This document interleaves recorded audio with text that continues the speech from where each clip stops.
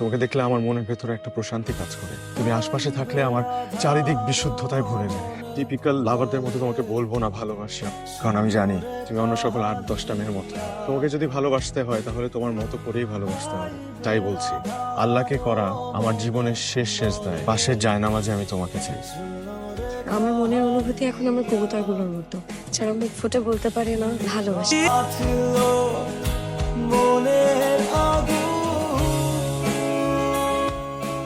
যতদূর জানি ছেলে হিসেবে খুব ভালো, আমাদের পছন্দ হয়েছে। আসসালামু আলাইকুম। তোর জন্য অপেক্ষা করতেছিলাম। আরে আমার জন্য অপেক্ষা করার কি আছে? তোমরা তো কথাবার্তা চালানি। এই বলে হেলে কেন? ওর সাথেই তো মেয়েদের বিয়ের কথা হচ্ছে। মেয়ের সাথে ওর বিয়ের কথাবার্তা অসম্ভব। তুই কি করতেছ? আরে ও একটা নেশাখোর পোলা। সেদিন নেশা করে আইসা আমার দোকানের সামনে আইছে, সিগারেট চাইছে, আমি সিগারেট দিই নাই, এই জন্য আমার দোকানের সামনে পেশাব করে দিছে।